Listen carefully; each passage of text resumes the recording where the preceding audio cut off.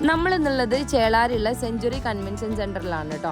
State influencers family meet 2025 എന്ന് പറഞ്ഞിട്ടുള്ള ഒരു പ്രോഗ്രാം നമ്മുടെ ഡ്രീം ക്രിയേറ്റേഴ്സ് എന്ന് പറഞ്ഞിട്ടുള്ള ഗ്രൂപ്പിൽ നിന്ന് നമ്മൾ നടത്തിയിട്ടുണ്ടായിരുന്നു. അപ്പോൾ ആ ഒരു പ്രോഗ്രാം അറ്റൻഡ് ചെയ്യാൻ വേണ്ടിയിട്ടാണ് കേട്ടോ നമ്മളിന്ന് പോയിട്ടുള്ളത്.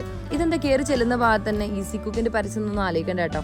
ഈസി കുക്കിനെ പരിചയപ്പെടുത്താൻ വേണ്ടിയിട്ടാണ്. അതിനൊന്നും ആവശ്യം നമുക്കില്ല എന്നുള്ളത് അവർക്ക് അറിയില്ലല്ലോ. ഫസ്റ്റ് ആയിട്ട് ഇൻഡക്ഷൻ കുക്കർ വന്ന സമയം നമ്മളത് ഈസി കുക്ക് എന്ന് പറഞ്ഞിട്ട് ഏത് ഇൻഡക്ഷൻ അടുപ്പിനെയും നമ്മളിതുപോലെ ഈസി കുക്ക് എന്ന് പറയുന്ന നമ്മളോടാണോ ഇവരിതിനെ കൂടുതൽ പഠിപ്പിച്ചു തരാൻ പോകുന്നത്? ഇവരുടെ തന്നെ ഒരുപാട് പ്രൊഡക്ട്സും കാര്യങ്ങളും നമുക്ക് ഡെമോ ചെയ്ത് കാണിച്ചു തന്നിട്ടായിരുന്നു കേട്ടോ. പിന്നെ നമ്മളിതൊക്കെ കണ്ടു കഴിഞ്ഞതിന് ശേഷം നേരെ നമ്മൾ ഹാളിലേക്ക് കയറി പ്രോഗ്രാം സ്റ്റാർട്ട് ചെയ്തിട്ടുണ്ടായിരുന്നു കേട്ടോ. നമ്മുടെ കൂട്ടത്തിൽ തന്നെ ഒരുപാട് കഴിവുകളുള്ള ഒരുപാട് ഇൻഫ്ലുവൻസേഴ്സ് ഉണ്ടായിരുന്നു കേട്ടോ. അപ്പോൾ അവരുടേതായിട്ടുള്ള പാട്ടും പരിപാടികളായിരുന്നു ഫസ്റ്റ് നമ്മൾ അവിടെ കണ്ടിട്ടുണ്ടായിരുന്നത്. പിന്നീട് മന്ത്രി വന്ന് ഡ്രീം ക്രിയേറ്റേഴ്സ് എന്ന് പറഞ്ഞിട്ടുള്ള നമ്മുടെ ഗ്രൂപ്പിന്റെ ലോഗോ പ്രകാശനം നടത്തിയിട്ടുണ്ടായിരുന്നു.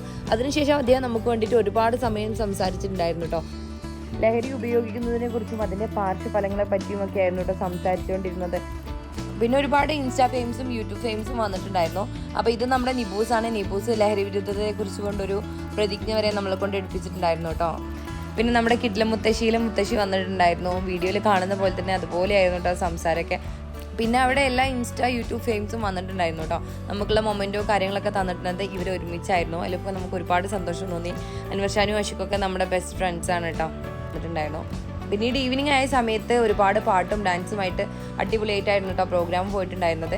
ഇത് ജംഷീദ് മഞ്ചേരി എന്ന് പറയുന്നത് നിങ്ങൾക്ക് അറിയുന്നുണ്ടാവും. അപ്പോൾ അവരുടെ തന്നെ ഫേമസ് ആയിട്ടുള്ള ഒരുപാട് പാട്ടുകൾ അവർ പാടിയിട്ടുണ്ടായിരുന്നു.